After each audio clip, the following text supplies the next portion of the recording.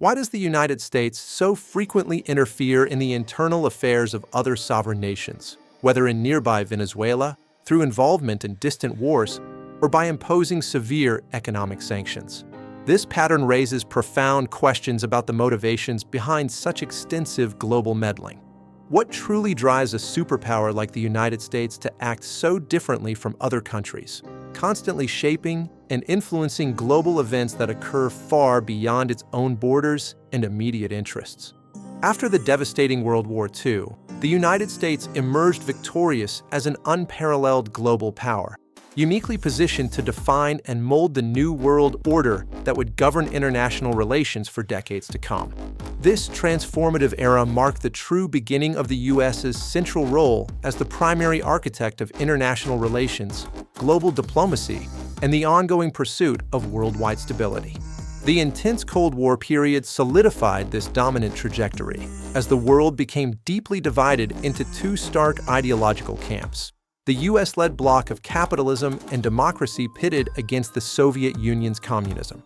Intense fears surrounding the Iron Curtain descending across Europe and the domino theory, which warned of communism spreading uncontrollably like falling dominoes, propelled a policy of aggressive interference through proxy wars, substantial financial aid, and unyielding political pressure worldwide. This multifaceted strategy was explicitly designed to contain the expansion of communism at all costs, while simultaneously extending American economic, cultural, and political influence across every continent on the globe.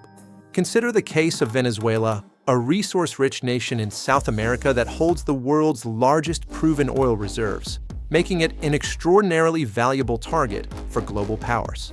Tensions escalated dramatically when Hugo Chavez rose to power and nationalized the country's vital oil industry, directly confronting and challenging entrenched U.S. economic and corporate interests in the region.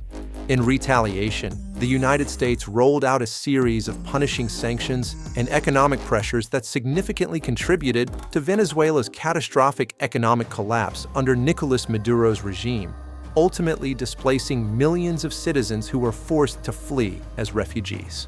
Now consider a seemingly unrelated and distant example: Denmark and its autonomous territory of Greenland, which at first glance appears far removed from typical geopolitical hotspots. Yet Greenland's prime strategic position in the melting Arctic, along with its vast untapped resources including rare earth minerals and potential shipping routes, elevates it to a crucial element in future geopolitical competitions and power plays.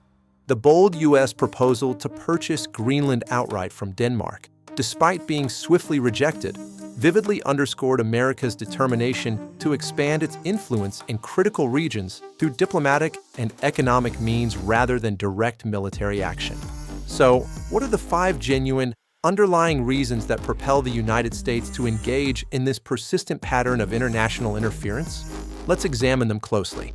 First, gaining and securing access to indispensable vital resources like oil and natural gas, which are essential not only for fueling the U.S. economy, but also for preserving its overarching strategic and military dominance worldwide.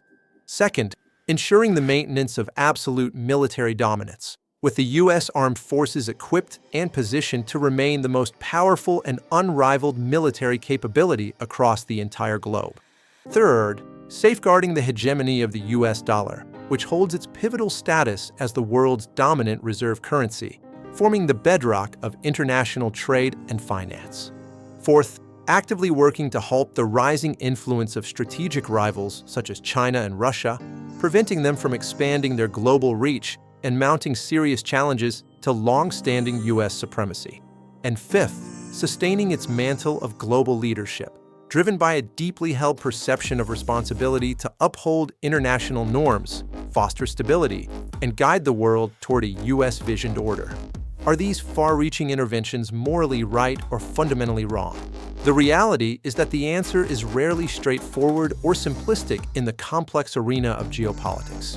While certain U.S. interventions have indeed averted widespread suffering and toppled oppressive regimes, many others have resulted in profound harm, destruction, and long-lasting trauma inflicted upon countless civilian populations.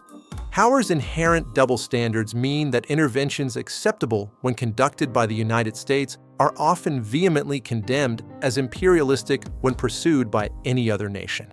As the international landscape evolves toward a multipolar world featuring multiple competing powers, the profound consequences of any single nation's unchecked dominance grow ever more critical and demand urgent reflection. In the end, the most pressing question extends beyond merely why the U.S. interferes so extensively. It challenges us to envision and actively build the kind of equitable world order we truly desire for the future.